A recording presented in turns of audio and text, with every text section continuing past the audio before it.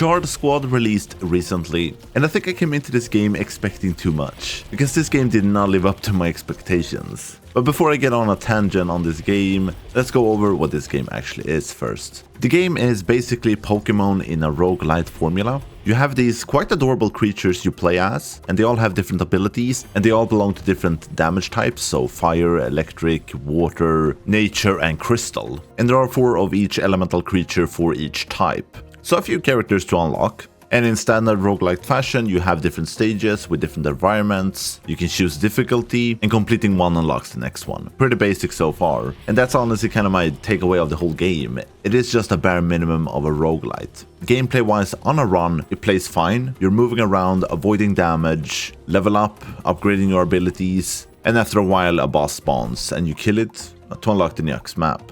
There aren't really anything on the maps. A few minor side quests will spawn, like collect a few things, help a character across the map, stand in a circle, find the right package, and a few others. These aren't very advanced, they are very basic small little quests. I do appreciate that there is something else happening on the maps, that is just not killing enemies. I just wish they were more interesting. And honestly, the maps are really small, which is really a bummer. So when you die and start up again, it's the same map and you're just circling the same small little map over and over again. And sure, you have different biomes for each map, but it's not enough. And basically all the elemental creatures you can play as only have 1 attack, and that's honestly kind of a shame because my favorite character has 2 attacks, and the UI for the game takes the 2 attacks into consideration. So on all the other characters, there's always 1 slot empty. It's so weird. And during a run, I think the upgrades are lackluster as well. You have your basic attack speed, movement speed, damage you can upgrade, and then you can also get access to other characters, so they can jump in and do their attacks. And there is some synergy here between the different characters. They belong to different types of groups that will grant you different types of buffs or additional attacks. This is honestly not really explained and a bit hidden, and it took me like 3 biomes before I even realized this was a thing.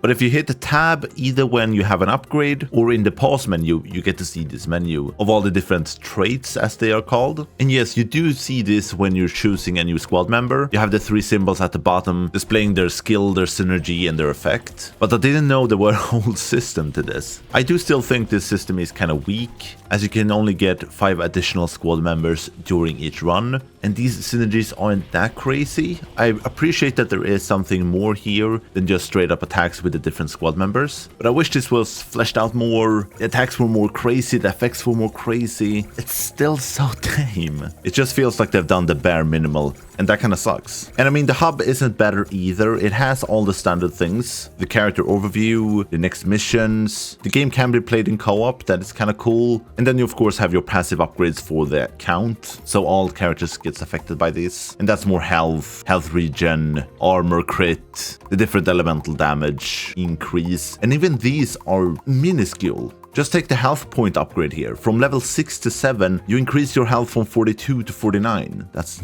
nothing. Crit chance goes up 1%. Elemental damage goes up 1%. I just wish these games would allow themselves to go more crazy, because that's what makes roguelites great and fun to play, that you can actually build something insane, something that just clears the map. Forget dragging the game out for 10 hours or 20 hours. Just let the player have fun.